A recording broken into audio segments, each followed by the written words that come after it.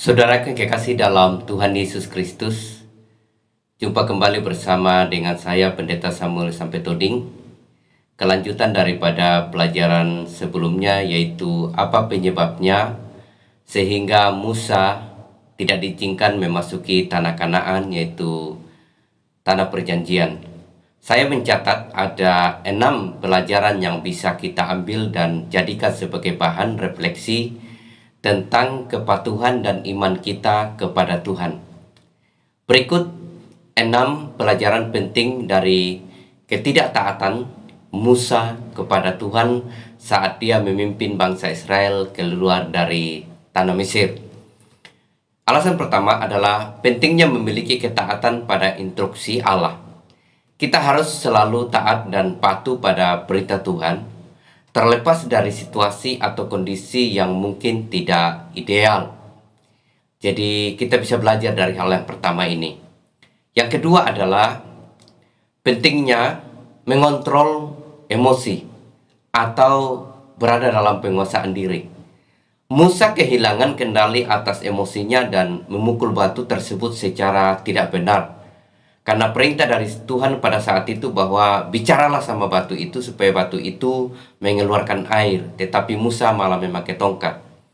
Kita dituntut untuk mengendalikan emosi sehingga tindakan yang kita ambil selalu tepat dan sesuai dengan kehendak daripada Tuhan, Sang Pencipta kita. Alasan yang ketiga yaitu kita harus menghindari kesombongan. Karena Musa setelah memimpin bangsa Israel selama 40 tahun, Musa mungkin saja pada saat itu merasa terlalu percaya diri dan dalam kemampuannya, sehingga tindakan yang ia lakukan malah melanggar perintah Tuhan.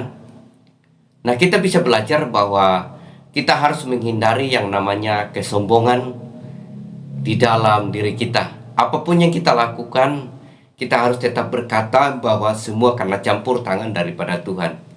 Dan selalu merendahkan diri di hadapan Tuhan. Karena hanya melalui kerendahan dirilah, merendahkan hatilah di hadapan Tuhan, kita boleh dapat dipakai. Yang keempat yaitu memiliki pentingnya meresponi kepercayaan. Tindakan Musa menunjukkan kurang percaya diri atau kurangnya keyakinan kepada perkataan Tuhan pada saat itu, supaya batu memberikan air bagi umat Israel. Tentu kita harus memiliki kepercayaan penuh kepada kuasa dan kekuatan daripada Tuhan. Dan Tuhan selalu memenuhi tugas, menuntun tugas kita di dalam melakukan pekerjaan. Karena apa yang diberikan dengan penuh keyakinan kepada Tuhan, apa yang kita lakukan penuh keyakinan kepada Tuhan, saya percaya bahwa akan berjalan dengan baik. Yang kelima adalah pentingnya mengikis ego dari dalam diri kita. Kadang-kadang ego kita ini membuat kita tidak maju. Yang keenam adalah konsekuensi dari kesalahan. Tindakan Musa yang tidak taat pada perintah Allah berakibat pada konsekuensi yang cukup berat. Yakni apa, saudara? Yakni tidak diizinkan memasuki tanah Kanaan dan melihat janji Allah terpenuhi. Jadi hanya satu yang dia langgar, tetapi tidak bisa masuk ke tanah Kanaan. Jadi saudaraku, kita harus selalu memikirkan konsekuensi dari tindakan kita dan berupaya mengambil tindakan yang tepat serta sesuai dengan kehendak daripada Allah. Ingat bahwa seorang pelari hanya bisa mendapatkan sebuah piala ketika dia sampai kepada garis finish.